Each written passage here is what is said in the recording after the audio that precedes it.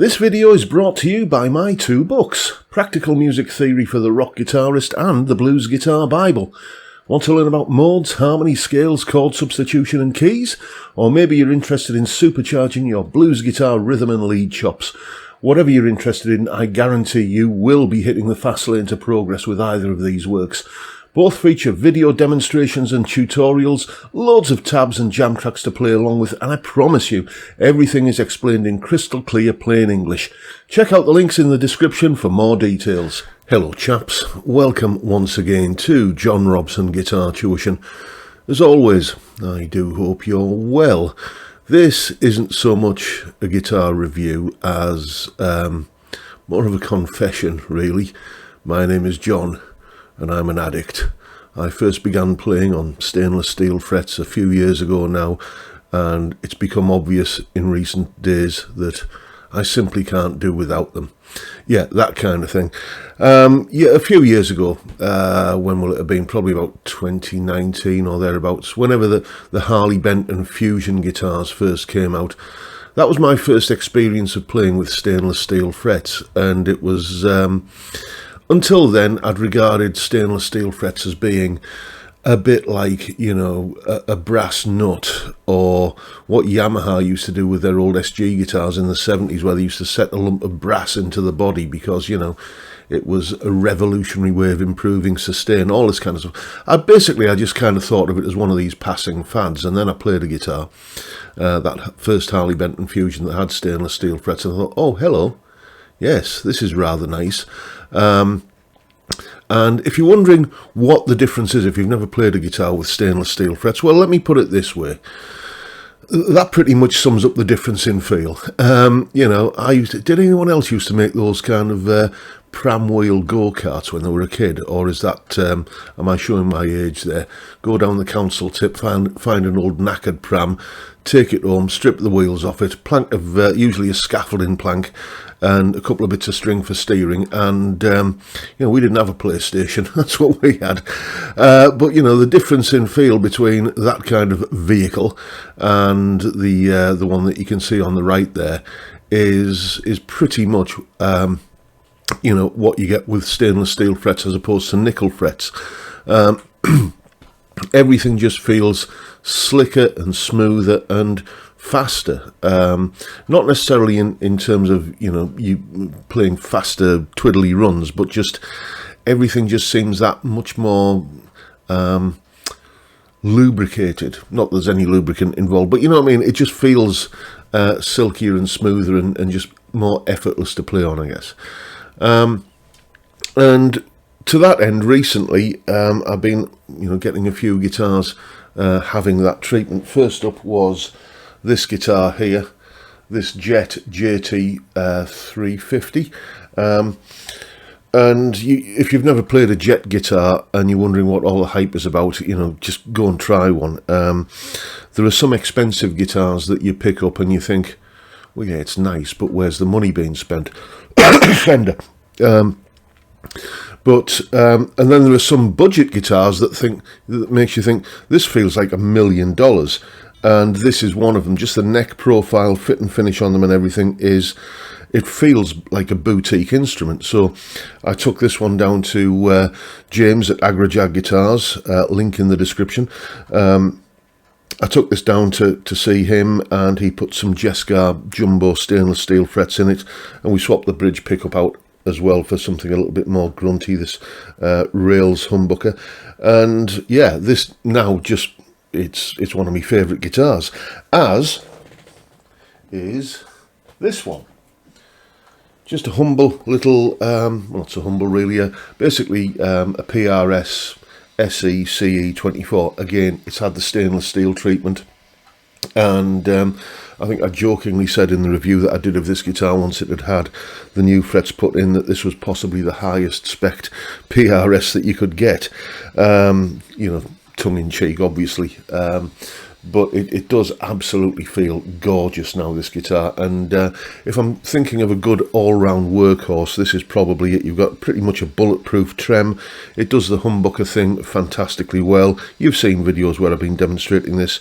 And in the middle position with the tone control pulled out, you get pretty damn authentic Strat tone, you know, that kind of Knopflery Robert Cray tone. So it's sort of become apparent that the guitars that I love end up getting that kind of treatment, and this is the latest one, my Les Paul Tribute. It's not the only thing it's been to Agrajag for, but it was going to go there anyway. If you were watching on Thursday, you'll have seen the sort of story of this guitar. Basically, a very good friend of this channel, a retired NYPD cop called Joe, goes by the moniker of Grandpa Joe, you often see him in the comments, gave me this little gift here, an NYPD challenge coin. You know, and I just thought that was such a beautiful, touching thing for him to do, because, you know, we've never met in real life. I live in Redcar on the northeast coast of England. He lives in New York, but, you know, he appreciates the content that I do so much that he sent me this little gift, and it's now inlaid into here. You know, again, done by the good folks at Agrajag Guitars. We're going to take a look at some close-ups of the work that they've done there, but I will just say, before we go any further, that I didn't solicit a discount on the work, but Agrajag offered, James at Agrajag offered the discount, and I gladly accepted, technically making this a sponsored video. But as I said on Thursday, I would be more than happy to pay full price for the work, just save up a little bit longer and pay the full price, because they do such fantastic work. I want to make sure that they stay in business, you know. Anyway, I said in Thursday's video that today I'd be doing some kind of little tune with that guitar, just basically looking for an excuse to make an unholy racket with it and, you know, kind of play with my, not exactly a new toy, but a reinvigorated toy. So that's what we're going to do. Now, here's a little clip of a little tune that I put together featuring my Gibson Les Paul Tribute with its shiny new stainless steel frets and the Grandpa Joe medallion set into the body. Here it is.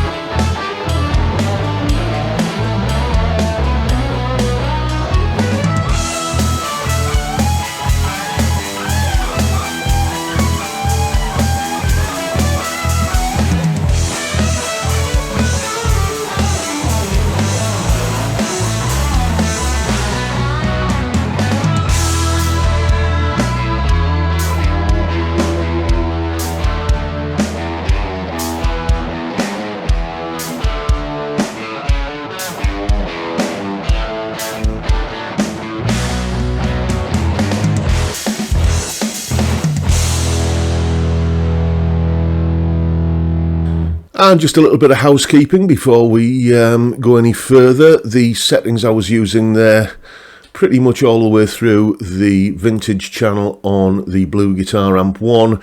The cleaner sounds, it was exactly those settings, but just with the guitar's volume backed off to clean things up. And what a lovely clean sound that guitar has. It now sports, thanks to another very generous viewer to this channel, a chap called Joshua. He sent me a set of burst buckers to put into it, which are a nice upgrade on the 490s that come, or that used to come in those tribute guitars. So that was the crunchy power chord kind of tones and the clean tones for the higher gain lead stuff. Again, Blue Guitar Amp 1 on the classic channel with the foot switchable boost engaged. Basically, the vintage channel is a more of an old kind of plexi kind of tone, and the classic channel is a bit more sort of JCM 800, and that sort of gives you a ballpark for where what kind of sounds I was going for there. And as always, you'll find a full tab for that piece of music in both Guitar Pro and PDF formats, along with a clip of me playing it and the jam track to play along with yourself, which is, as usual, up on my Patreon page. There's the address, link in the description. As I'm sure you know, $3 or £3-ish, depending on the exchange rate, each month gets you access to all of these additional goodies that go along with these YouTube videos. And of course, a massive, massive thank you to everyone who supports me in that, or any of the other ways, all of which are down in the description, including the Tier 2 Patreon membership, where you get all that stuff I've just talked about, plus a twice monthly hangout with me and the other Tier 2 supporters on Zoom every other Tuesday night, 7 PM UK time every other Tuesday, and you also get some extra video content that I'm putting up on there as well. So a massive thank you to everybody who supports me in any of those ways. Thank you to each and every one of you.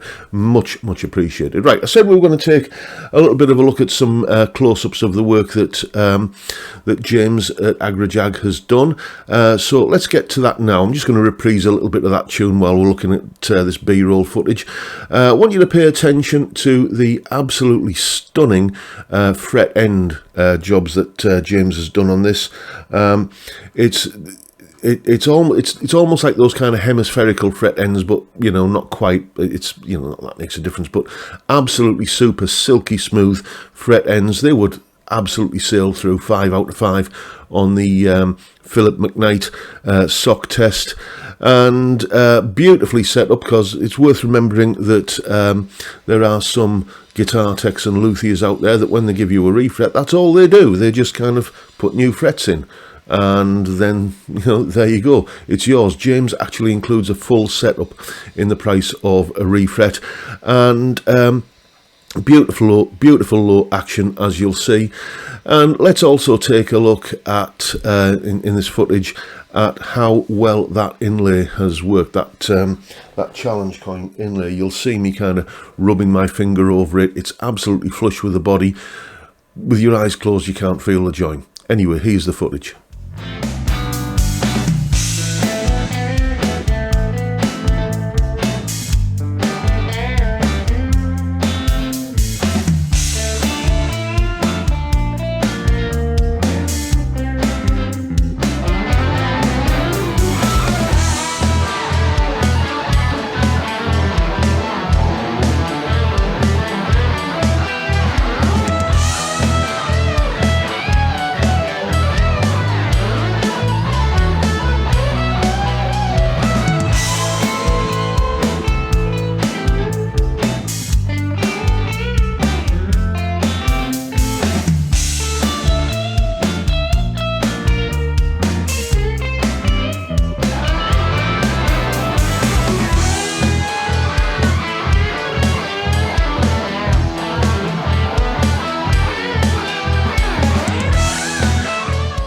Isn't that absolutely a stunning level of work? I've got to tell you, this now, I did a video a few weeks ago on the topic of keeper guitars, forever guitars, and this one is now, it's just there.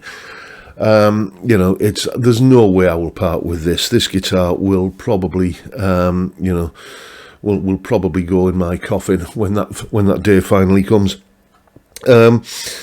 And, you know, I did have a bit of gas for other single cut style instruments, most notably the Eastman SB59. But no, this is my Les Paul. This is, you know, the guitar that is me. It's increasingly, I'm always kind of saying at the moment that I'm sort of equidistant between Telecasters and Les Pauls, but I think I'm getting a little bit more towards the Les Paul end of the spectrum. Not just because of this, it's just I find I'm playing guitars with single coils in them less and less and less these days. I just like the whole humbucker thing more and more these days. Anyway, so it's basically cured me of any kind of single cut gas. So in that regard, you know, yes, I've spent money on getting this done, but it's actually saved me money in the long run, because there won't be any more Les Pauls or single cuts coming into the house. Yeah, I'm standing by that now, but, you know, don't hold me to it. But there you go, folks. That is the story of the... I'm going to start calling it the Grandpa Joe Les Paul, in honour of Joe's very generous gift here. That is the story of this guitar. I hope you enjoyed my ramblings on the topic, and if you did, please hit the subscribe button and notification bell if you haven't already done so, and why not drop me a like as well while you're at it. And don't forget the live stream every Friday 5 PM UK time, where we just basically have a beer and a chat on a Friday tea time. You know, what's not to like about that? It's a great way to kick off the weekend, and I'd love to see you there if you can make it. But for now, I'll bid you all a good day and say thank you so much for watching. Thank you for your time. Look after yourselves, folks. Stay well, stay safe, and above all, stay sane. Bye for now.